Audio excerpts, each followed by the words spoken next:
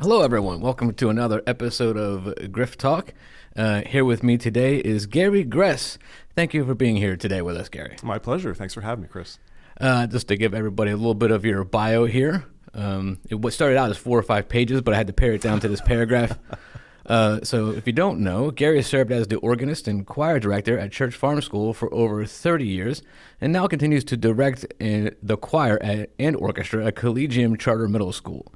Under his direction, the CFS choral ensembles, there's a lot of words here that I don't say very often, so if I screw any up, please let me know. You're doing great. All right. Performed at the Pennsylvania Music Educators Association State Convention, regularly received superior ratings in competitions, and traveled extensively, including 2 overseas tours. Gary founded and leaded a small semi-professional men's choral ensemble, the Glenlock Men's Chorale, and regularly performs as a collaborative pianist in the greater Philadelphia area and maintains a studio of private piano students. He has also been serving as organist at Church of the Good Samaritan for the past 13 years. All right, there's a lot of words there.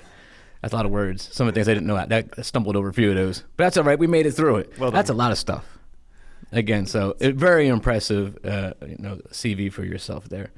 So again, I want to thank you for taking your time. What we do here basically is we ask a couple of questions just of returning faculty or students about their time here at CFS and what they're doing since they have moved on. Sure. And I would like to start, if you could talk about how you arrived at CFS that first year or two when you first got here. Yeah, it's an interesting story. So I think without going too far back in history, I didn't know what I wanted to do when I was in high school outside of music. I knew I wanted to do music, and I knew what I didn't want to do. So there were 2 things I didn't want to do. One was be an organist, and the other was be a high school choir director. I mean, those are things I made vows to not do, I should say.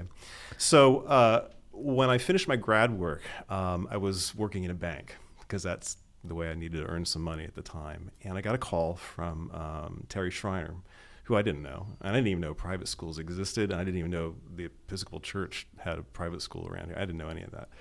So I got a call, and he said, hey, would you like to play for our Sunday morning service as the organist? And at the time I was kind of burnt out. I was like, nah, I just don't want to do any of that. He's like, well, we'll pay you this for Sunday service. I'm like, okay, well, let's check it out. So, when you're early 20-something, that doesn't matter. So my big audition was coming to play for Terry. I had to play him. He's like, sounds great, you're hired. I'm like, okay.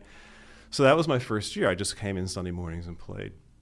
At the end of that year, Lou Spagnola, who was also instrumental in getting me here, said, would you like to take over the choir? I was like, I guess. I mean, it's a little extra money. Bank wasn't really my thing. So I took that on. That was a shock because I was not prepared for the culture of the school, the boys. It was evening rehearsal. It was a mess. So they said, hey, could you do it again? Like, okay, the only way I'm going to do this again is if you, first of all, make it happen during the school day, and the kids need to get academic credit for it. Because if they don't, it's just a fly-by-night thing. There was no commitment. There was no rewards for them, no desire to do well. And I think Jim Beckford was here at the time, and they agreed to it. And so that was really the beginning of it, of being here. So I ended up doing the 2 things I didn't want to do. Isn't that amazing? The 2 things you swore you wouldn't do, or the things you ended up. Yeah, and the thing about it, Chris, is that I still look back at this. I've told a lot of kids through the years, why are you still here, Mr. Gress? Why are you doing this, Mr. Gress? And to be honest, I wasn't looking for Church Farm School, right? The school found me, and in a larger, profound sense. I mean, it was really God's leading. I mean, He brought me here, and I just didn't know that I was going to enjoy it, and so. I never would have chosen the career. I never would have chosen the place. None of it. So. And let me tell you, that is a recurring theme here. Because like myself, I didn't even know I worked at the Sheraton Great Valley Hotel, which is an eyeball's distance to this place, and I had no idea what this place was. Yeah. Well, for years, drove right by it, had no idea what it was. And the school found me. And brought me in here. I wasn't looking for it, didn't know what it was. And again, quite a culture shock when you first get here because it's not anything that I was exposed to before. Sure. And then, the school found me, and Seishan has said a similar story. John Seishan, a previous podcast, has mentioned the same kind of thing where the school basically kind of found him, these connections, drawing these people in. Is really a recurring theme that's really pretty interesting. Yeah. And then a lot of us ended up, doing what we said we didn't want to do, and then we come here and then we end up doing those things and then excelling at them, which is interesting in its own right. I think that's one of the beautiful things about what happened with Church Farm. Terry was cautious, but he knew, I think he knew, and the school knew that they wanted something going on here musically more than what was at the time.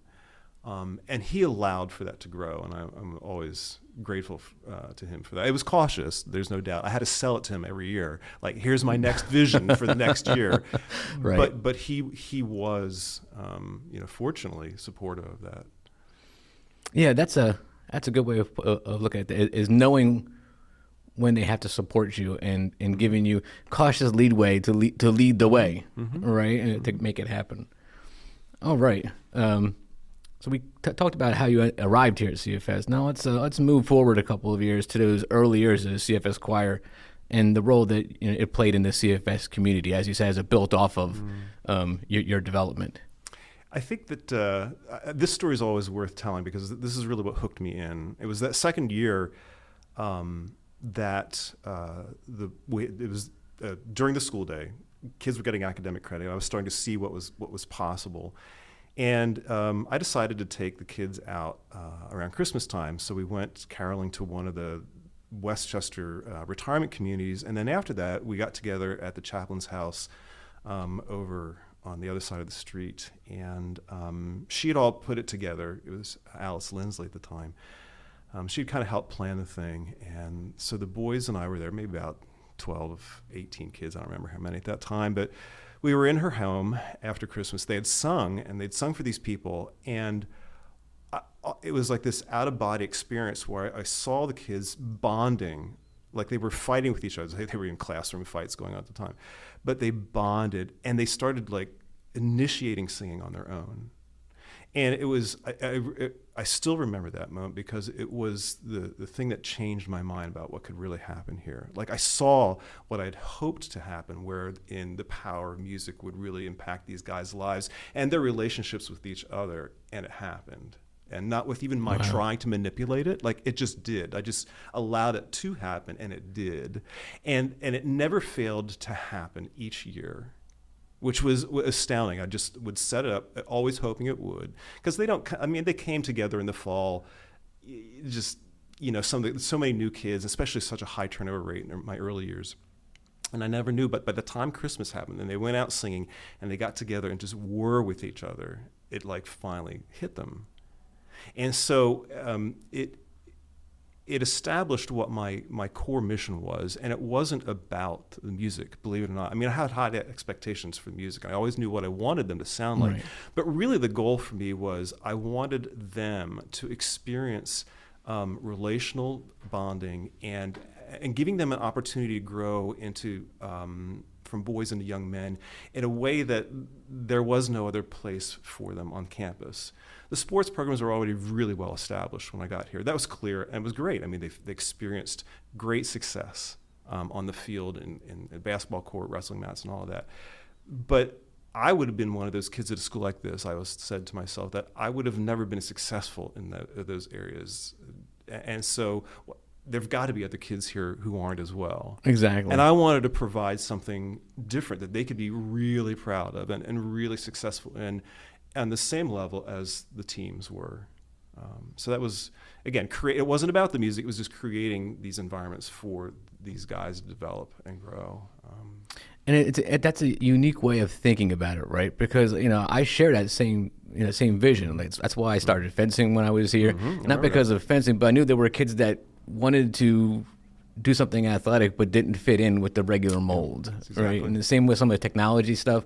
They were going to thrive there, but maybe not thrive in regular academics. So I saw that, and seeing those students take it upon themselves and start to work together and really they're leading the way and making things happen is really rewarding from our standpoint.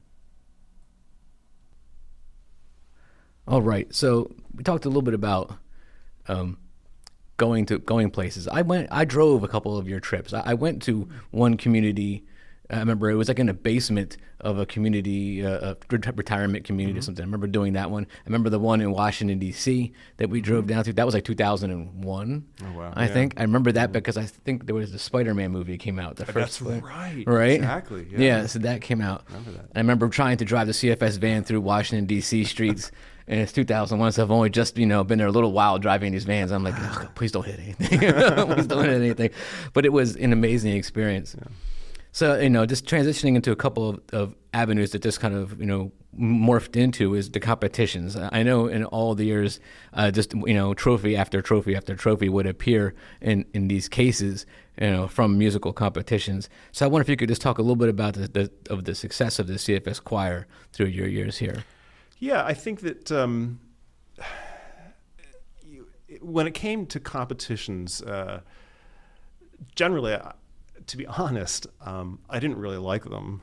Really? Yeah, but I did them because I knew it did two things. One, it in the kids' mind, in their minds, it really meant something to them, that they were going up against other groups, and that they were going to be tested in a way that they wouldn't by just having to sing here, for community on campus.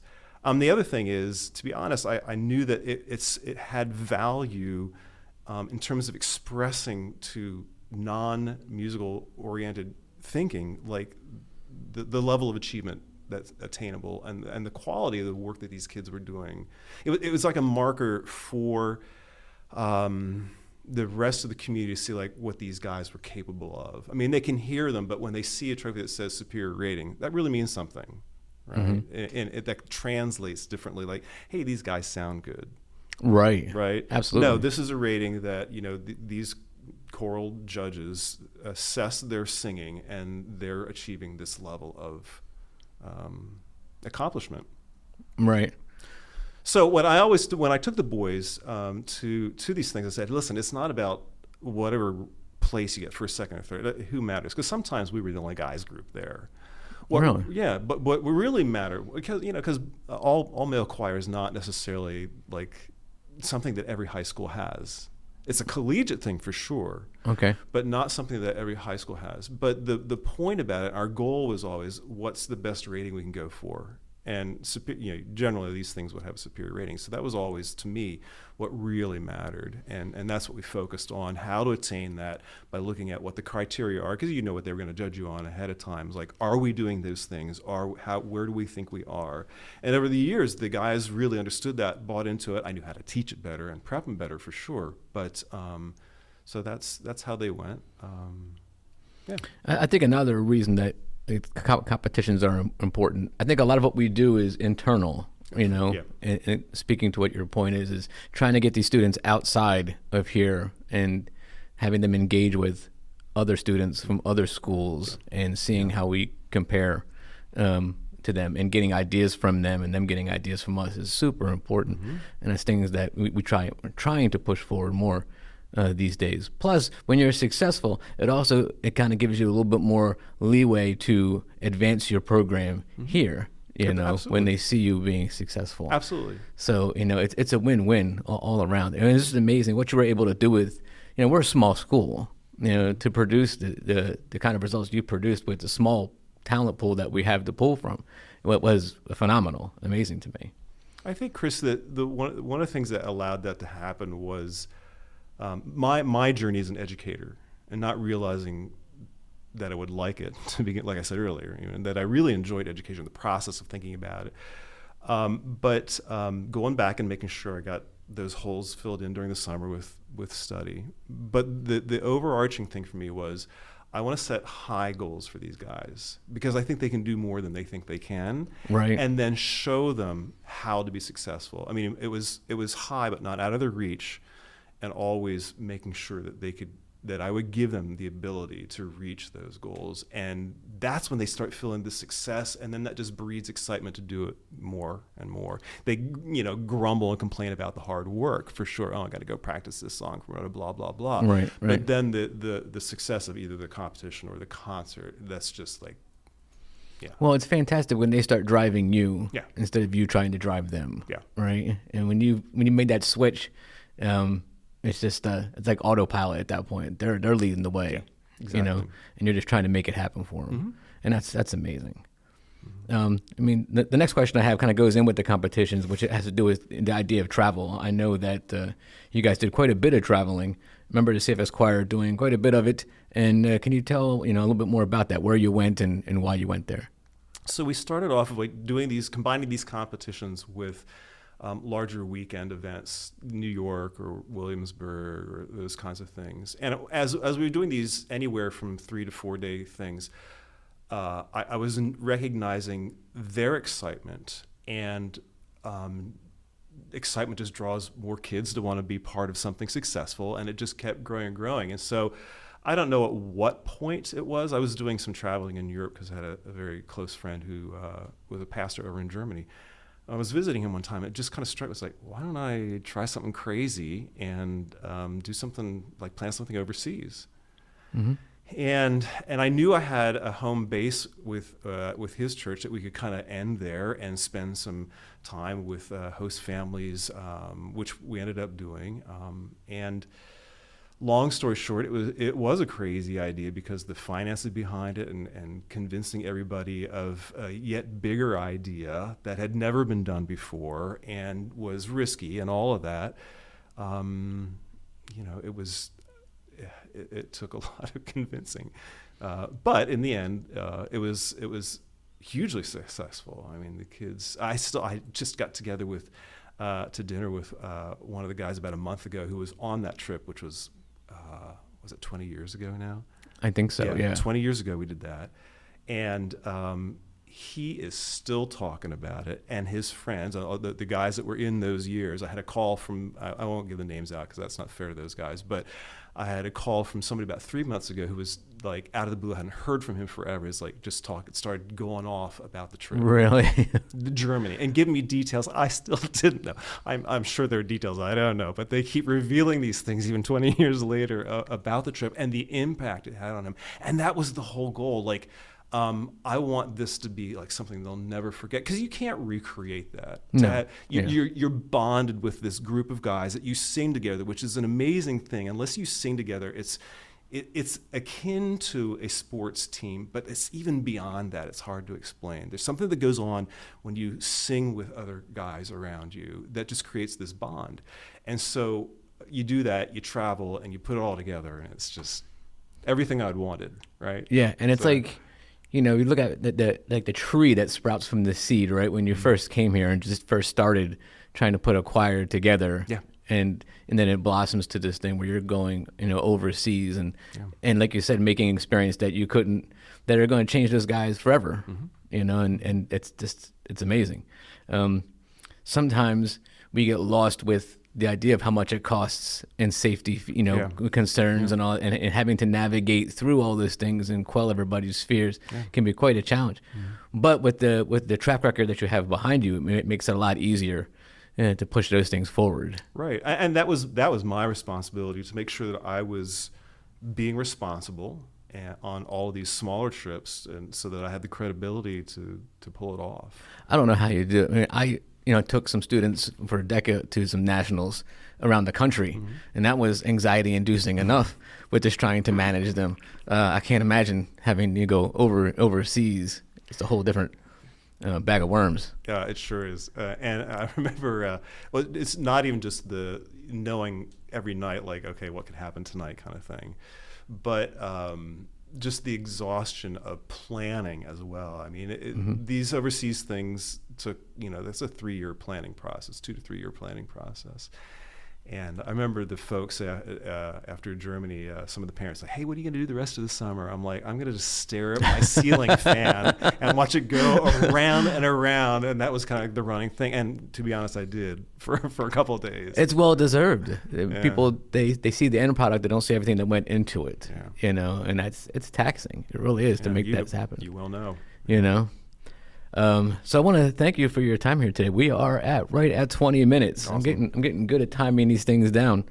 But before I let you go there, I just wanted to know if you had any final thoughts or reflections about anything we talked about here today, or moving what you want to do moving forward or anything like that.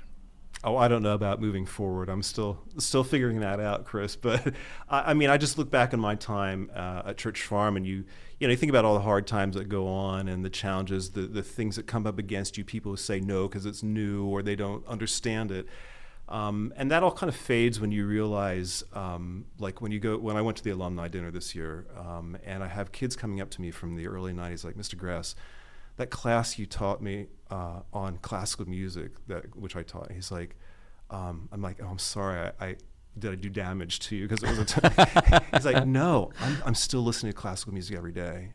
Wow. And my mind was blown. This is like early '90s. Wow. Right.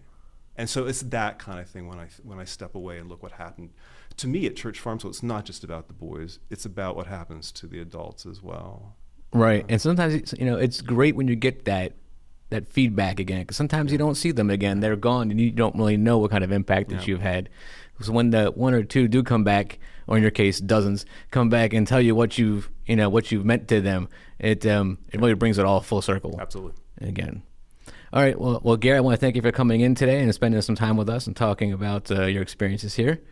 And thanks. That's My it. pleasure. Thank you. All right.